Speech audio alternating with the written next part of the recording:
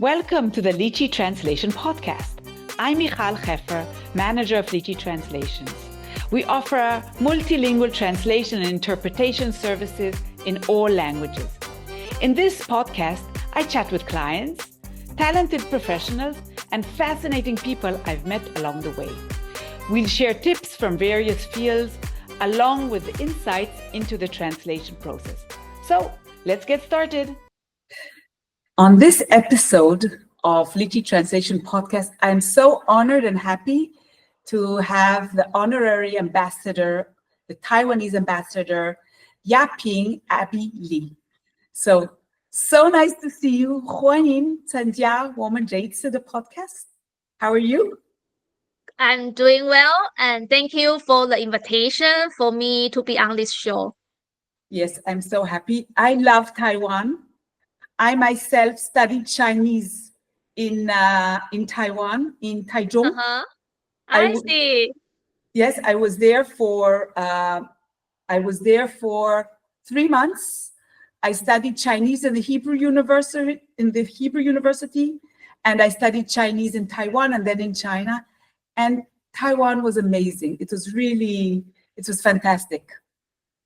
Yeah, I'm always very happy to hear from friends in Israel telling me that they have a wonderful experience in Taiwan, whether through the study, the business tour, or just visiting the country to tasting our world-famous cuisine, to see the beautiful scenery, and also to engage with our wonderful people there. And Taiwan is the least anti-Semitic country in the world.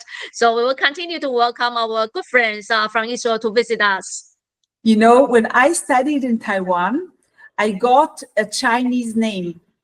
I studied Chinese, and my Taiwanese teacher, she gave me a name, Mei Xia. Mei Xia, because my name is Mikhal, and Mei Xia, Mei Li de Mei, Un Xia de Xia. Wow. And Mei Xia is like Mikhal.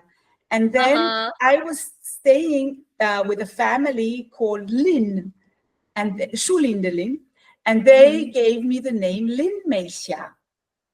Wow, that's a beautiful name. Yes. So it's the meaning is like a beautiful sunset in the forest. Yes, that's correct. And I also feel that I'm living in Tel Aviv, and also feel that you have the most beautiful sunset in Tel Aviv. Yes, so that was, so I have very good memories of Taiwan. And then later on, I went to continue to study Chinese in Beijing University. So I love the culture and the language. And we will be talking about the mission of Taiwanese embassy in Israel, and about a joint project we did together, which was amazing, and about Israel-Taiwan relations, and we'll hopefully finish with some tips. So I'd like to go for the first question, and that's, how do you find Israel, and what are your main tasks here as an ambassador in Israel? I'm here to represent the interests of the government and people of Taiwan to foster the mutually beneficial cooperations between two countries and our peoples. And personally and professionally, I feel it's very rewarding to work and to live here. Of course, on the work aspect, we have seen a lot of cooperations, a lot of engagement between the government and between our people to seek more opportunities for closer and warmer relations. And on a personal level, I also feel it's a wonderful time to living here. During the weekend, my husband and I always like to drive to different cities, to kibbutz, to moshav, to learn more about the local cultures, to have a conversation with local people, and to learn more about the tradition and the stories about the city and the little town, get immersed with the local culture. And I know that there are about 400 wineries in Israel. We are slowly to discover different wineries. Is that so? Because that's less part of Asian culture wine, or is it not? as far as, do you drink wine? I know you drink alcohol, heavy alcohol, beer, but also wine, or is that something new to your culture? Wine culture is becoming bigger in Taiwan, and you study in Taiwan. At that time, perhaps your friends drinking tea more than wine or liquor. And beer. Yes. And Taiwan, we have so much rain, so it's not a good environment to grow the vineyard for the wine. But we import a lot of wine from Europe, from new continent, from America, and also from Israel. So wine become a big part of our culture, also in our business culture. But locally, we make a very good whiskey. You might heard about the Kavalan whiskey that has been winning a lot of international awards, #1 internationally in a lot of whiskey competition, and also the microbrew, the beer, also very popular in Taiwan. Okay, I love the food, and but I myself don't drink alcohol, a little bit of beer. And for me, as beer was so much part of the food, every meal in China and in Taiwan was accompanied with beer. So today, the main time that I drink beer is when my husband makes Chinese food in the house. So yes. I love the combination of beer and Asian Chinese food. Yeah. Okay, so I understand you're here to promote Israel, Taiwan relationships, of course. I'd like to discuss a project we work together as part of the things you do here.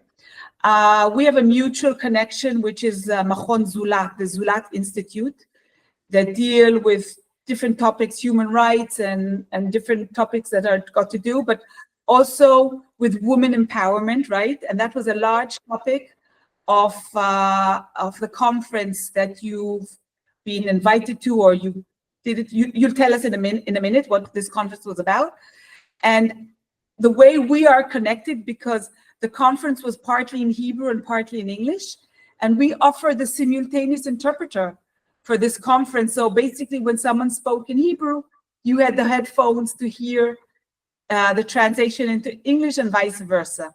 So, and I've been working with Zulat many times, and I also had a podcast with the president of Zulat, and she was here. But tell me about the conference and how you took part in it. Yes. First of all, would like to thank you for your help in doing the translation during the conference. It really helped me a lot in understanding all the important conversations among those women leaders. And we know that even though we have a language barrier, you speak Hebrew here, we speak Chinese, but democracy is our common language, and freedom is our common objectives. I would say that is first similarities between our two countries. And that is also the main reason that we start our cooperation with Zulat, Taiwan champion in Asia in terms of women representation in our parliament. For instance, in 2024 parliamentary elections, we have 24% women lawmakers representing people in our parliament, which is above the global average of 26%. How much percent?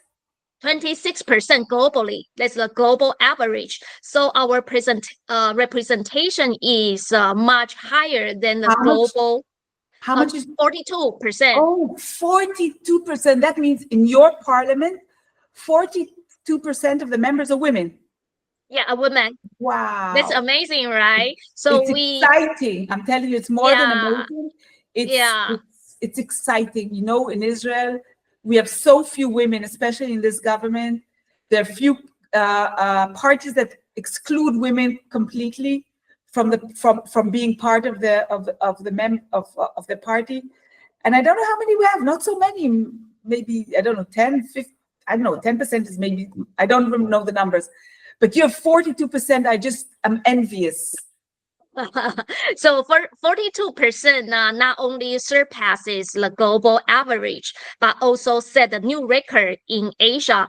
And this representation is not a single incident, it's not an isolated incident. It is a result of government's long-term structural and legal reforms, the persistent advocacy, and also the amazing mentorship. We have a lot of amazing women leadership in politics, in the business sectors. So this is like integrated efforts, the collective efforts in our society.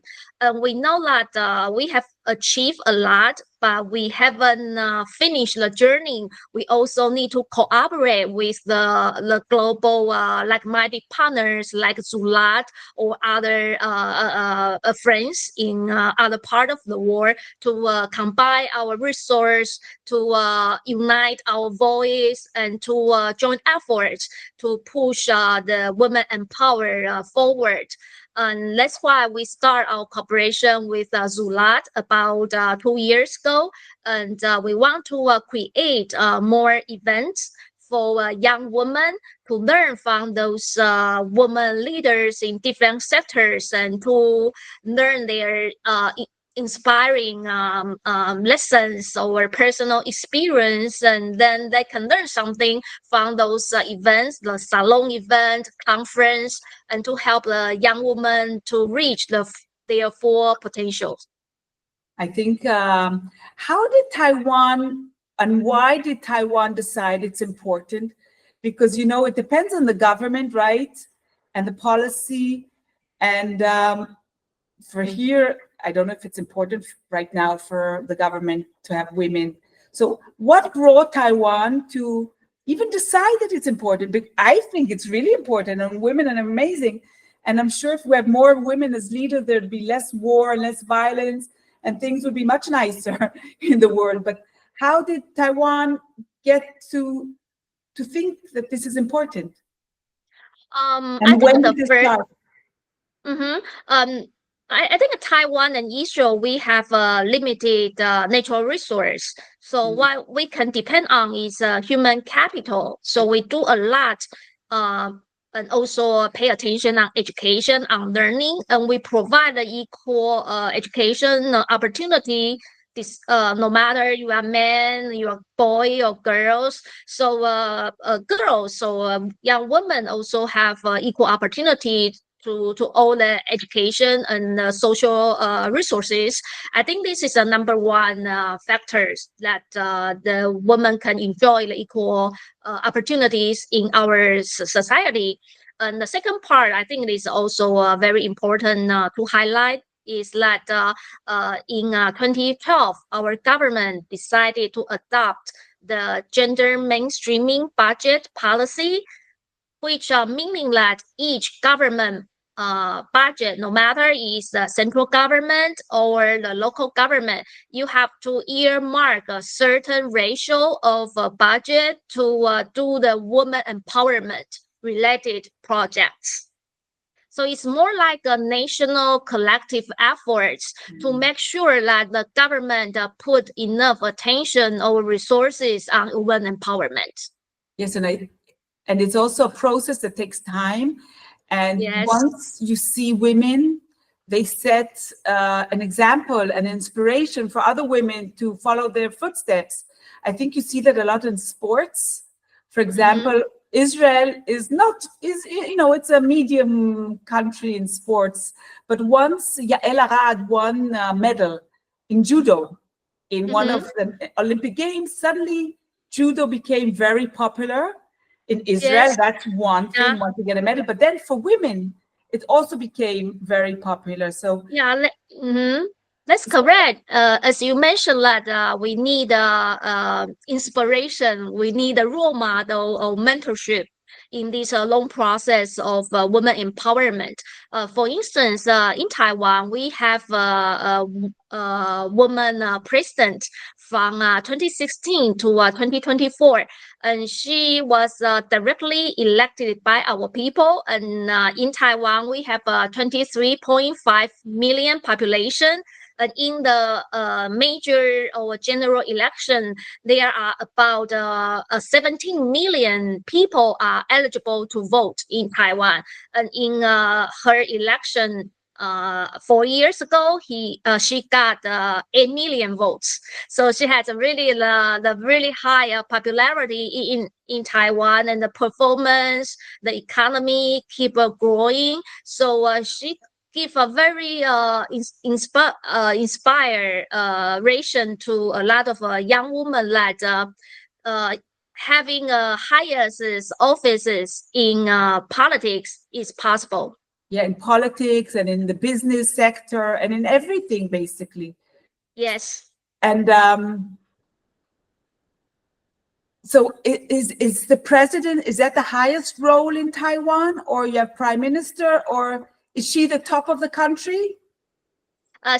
She was, right now we have a male president, and she was our previous president. And we are more like a U.S. President system in politics. Number one. President is the head of state with the absolute political power, and our prime minister is like the CEO of the government, is helping the president to implement the campaign platform and to implement all the policy. Okay, so she's basically she is the number one. That's amazing. Yeah. And okay, so that's so you do these conferences with Zulat, and I hope you'll do more things in this area to get more, maybe to raise awareness to the option and the possibility and the need and the necessity for women to become a dominant part in all domains, right? In sports and in politics and in business and in management, education, they already, and medicine, everything, you know. Yes. Yeah, that's our shared desire to see more young women can have the resources to pursue their dream. And we think it's not just the slogan, not a vision. We have to make it into a reality. Okay. I wanted to ask you something about the Chinese language. You know, I studied Chinese in Taiwan and in Beijing. I was studying in Taichung, I don't remember the name, something in Taichung.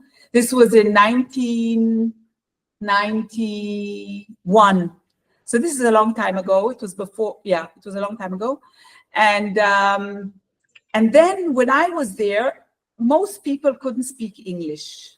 As I said, you know, I had my Chinese name, Lin Mei Xia. I met lots of people, and I was teaching English at the time at one of the language schools, and they didn't speak English. And definitely afterwards, when I went to Beijing University and I studied Chinese, no one spoke English. So first of all, and so for me, it was very exciting to know the language, because when you know the language, you can actually communicate with people. You can talk to people. You can understand people. It's an amazing tool, right, for your life. And later on, when I became an interpreter, so I was the channel to have a conversation between the Israeli party and the Chinese party or the Taiwanese party when I was communicating during the Hebrew, English, Chinese interpretation. So first of all, I wanted to know, what is the situation now? I mean, how do people manage with English? Is Chinese still a gap in the communication? Do most people speak English in Taiwan? Well, it's really exciting to learn you were in Taiwan in 1991, and I'm sure you are one of the pioneers to study Mandarin Chinese in Taiwan. But to be honest, at that time, I'm sure the language level of average Taiwanese is not as good as we are today. It is not included or required in the basic education at the moment. And especially at that time, if you are outside of Taipei, you mentioned you are in Taichung. This is like the third largest city in Taiwan. Not many people are accustomed to using English at the time, but I'm sure the situation is getting better and better, especially in the business setting. I understand most of Israeli travelers to Taiwan to conduct in business discussion is from the high tech. So their counterparts are also more like internationally oriented companies. So they will have a better level of speaking English, or feel more comfortable in doing business via English. But of course, if they are not Taiwanese or take business seriously, they will hire a professional translator like you to help translating and to make sure that we did not misunderstand each other.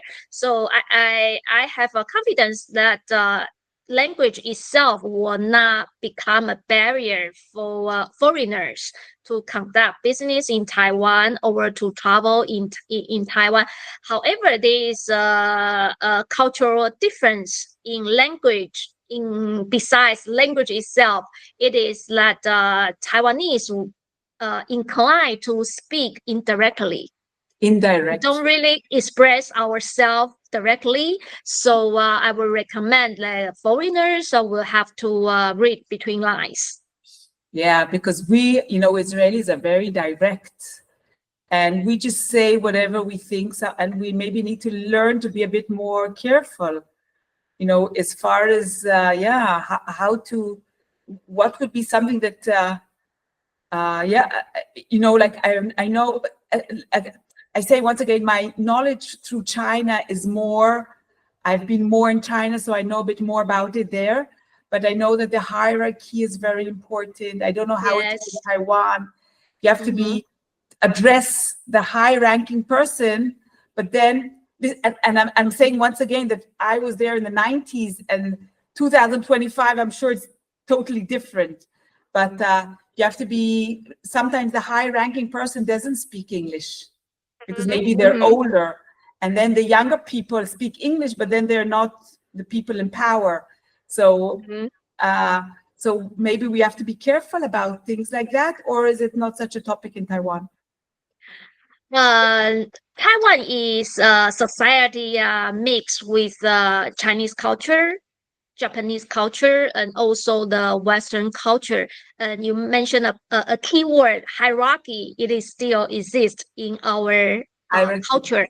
Yes, but I think it will not be the obstacles for foreigners to knock the door and to do the business with Taiwan. Actually, there are a lot of similarities than differences between Taiwanese and Israelis. Taiwanese are more cautious, very polite, and Israel is famous for your chutzpah. And you are very direct, and you always get straight to the point. It looks quite different on the face value, but actually it can create the synergies that are beyond our imaginations. And but you also need to pay attention to the cultural differences for the first meeting. There would be several tips I can offer to you and your audience. Number one is the personal relationship. I think that this is the similarity between Taiwanese and Israeli. Two countries and peoples, we pay attention to enduring long time friendship and partnership. But it takes patience in Taiwan. In Taiwan, it is important to start the business and slowly and more cautiously. And Taiwanese inclined to spend more time to know each other than to conduct into the real business and to build the trust. Yeah, build the trust. That's, I think, very important. Build the trust through the tangible success all the way.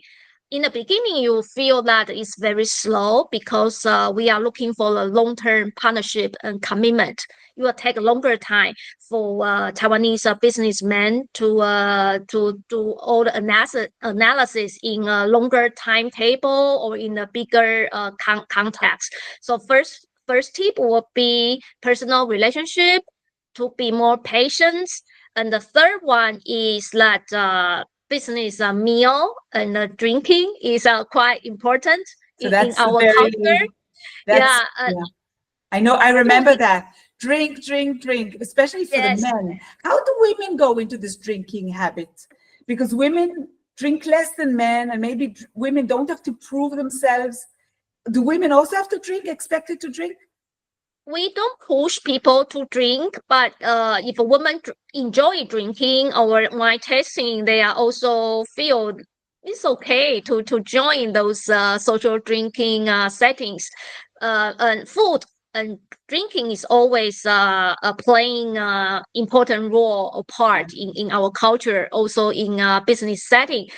So you might feel your business partners, they did not really talk about business during the whole meal. They would like to ask you your family background, your education, your life experience, the politics in Israel. They will not talk anything directly related to business or the meeting you had earlier this day, but this doesn't mean that they are not interested in doing business with you. It's just they feel more comfortable to learn your background by having a more easy lunch, dinner, or drinking together. So shared meal, outing, or drinking are very important in our business culture. Because I've been in situations that I was asked to drink, and also the men were asked to drink. And if I drink, I fall asleep. So nobody wants me to. I just conk out, and I'll fall asleep on the chair. It gets up to my head really quickly. So I'm not a good drinker, and I think but we will not. But we will not feel offended, and we feel that it's just a way to show our hospitality. But if you don't enjoy it, we will not force you to drink. And the last but not the least is the business card. Oh yes. I have to show you mine. We know we are living in a digital era, but it is important to have a business card, not only in Taiwan, in all Asian countries. We feel it is more formal to present yourself to the other one. And also it is important to present the business card with two hands and receive the business card with two hands. This is my business card. Wow, great. Wait, I don't know. You see, it comes, my business, this is the Hebrew version, but I, of course, have an English one. And it comes with lychee flavored tea bag. So I put the lychee flavored tea inside this. That's how I present. Yeah, and lychee is also my favorite fruit in Taiwan. So, you know, my company is called Lichi Translations. Yes. Because exactly when I opened my business, I did a lot, mainly Chinese language translation and interpretation. And then Chinese lychee is a Chinese fruit, and it's part of the Chinese history for many thousands of years. And so I said, okay, so I'll call myself lychee. There's apple, there's orange, right? So why shouldn't there be a lychee? So that's why I chose the name of the company. I think it's a very creative and it's a memorable name. Yeah. And you know what? Also, I've had many interactions with Taiwanese people and Chinese people. And what I also liked is that they not only present the card, they also take a photograph together and they send it to you on the WhatsApp or whatever. So you connect a bond through the WhatsApp, the name card, and the photograph. I saw that only the Asian people do that. Yeah, Taiwanese really cherish the opportunities of meeting friends from abroad. So usually we will take group photos after the meeting, and after the group photos, we will exchange gifts. So gift culture is also important in our society. It is not required. What gift would be nice to bring from Israel? It is not required to give something expensive, but something represent Israeli culture, which will be much appreciated by your counterpart in Taiwan, especially some piece with the meaning of good fortune, like Israeli hasa. The Hamsa. Hamsa, yes, Israeli Hamsa. Is I should say it's like a greeting for good luck, like stop the bad things from coming in. So it's like a image of a hand, and it's with a word of peace, and bad things don't come in, and welcome good things. Yes. Yeah, something resemble good luck, good fortune. Money will be welcomed in our society, or something look more colorful in red, in or orange color, not in black, that you will be more received positively in those business setting. Okay, so it's good to bring a hamsa, and okay, and I know that I used to work on books. I did some translation of like books about Israel that we translated into Chinese. I don't know if they're still in the market, but that's also a Chinese book about Israel. Maybe it would be interesting. I'm not sure. Yeah. Okay, so those are great tips. And our last topic that I'd like us to discuss is very important, and that's because the audience that listening to this podcast is business oriented, and what would be good opportunities for business people, Israeli businesses working in Taiwan, and perhaps opportunities for Israelis and one Taiwanese to come to Israel. What is the good sector? What are success stories you can share? Where are the opportunities? Where do they exist in your? What is your take about that? Yeah, as I mentioned at the outset, that we complement each other. Taiwan is very strong in manufacturing, the high-tech manufacturing, and Israel is very strong in R&D, the research development. So if we can combine these two strengths together, we certainly can play irreplaceable and indispensable role in the modern technology. And we have seen a lot of successful examples between Taiwan and Israel. I would like to take most famous industry in Taiwan, the semiconductor chips industry in Taiwan. And it is a very comprehensive ecosystem in Taiwan. The ecosystem is comprised of thousands of SME business in Taiwan, from the design, the tools, chemicals, to the manufacturing, assembly, testing. And in the level of IC design, we have a lot of partnership with Israel companies. And this is one example to see how we can work together. So you do everything in Taiwan, the manufacturing and everything in Taiwan, but the R&D is from Israel. The product is Israeli, but it's manufactured in Taiwan.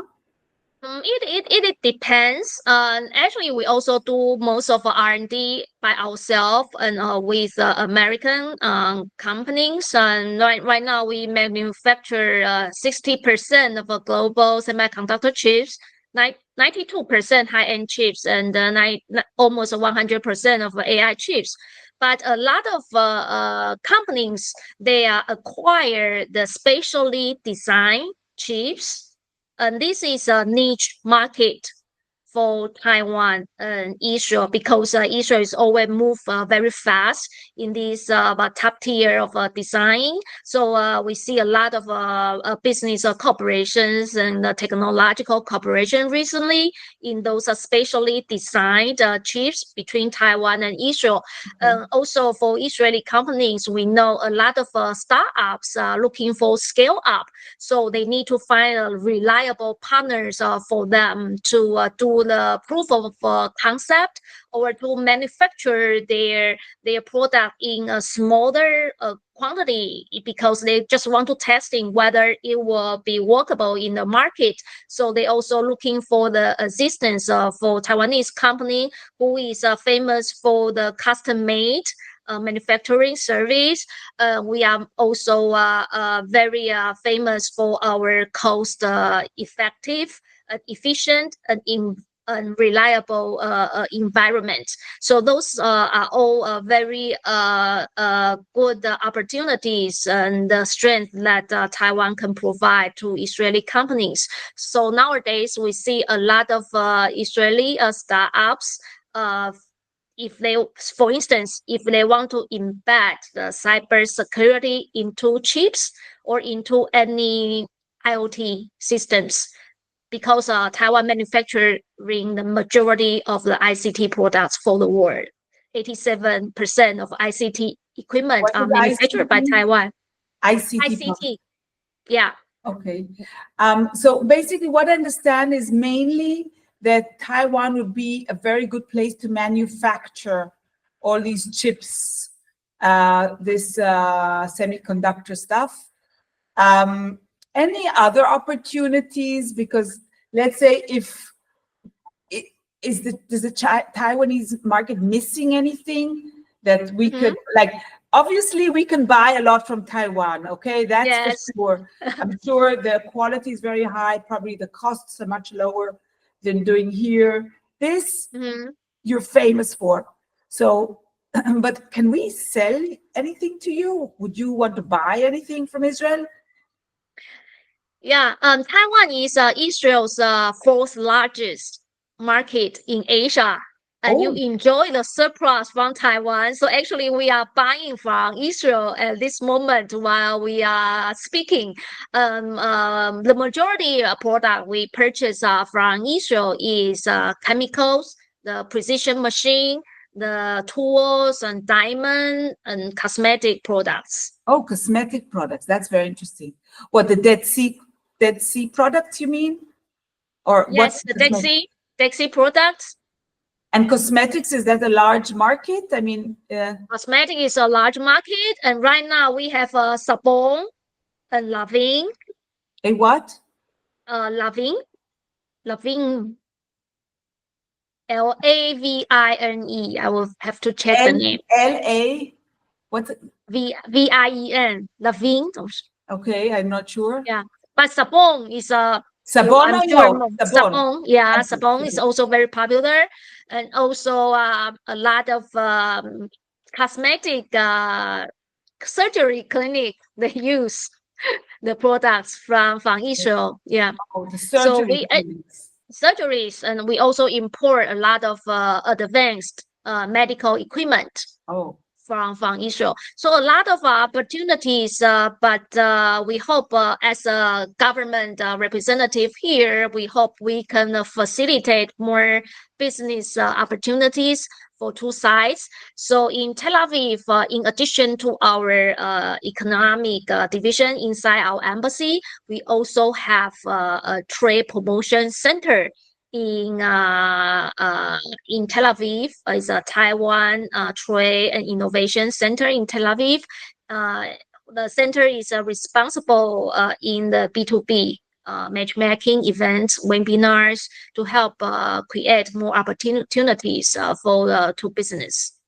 Okay, I think that would be a great option for Israeli companies. Is the environment in Taiwan Israel friendly? Are they affected by everything that's happening right now with the war and the way the world, parts of the world perceive Israel? Is Taiwan sees it differently? Are they welcoming Israeli companies? How's the atmosphere for Israel nowadays in Taiwan? Taiwanese generally are very friendly, very warm and welcoming to foreigners, and especially for Israeli and Jewish people around the world. a lot of Taiwanese feel that we are quite similar in many circumstances. We share the same value. We also share the same challenges. And two countries have to keep thriving under threat.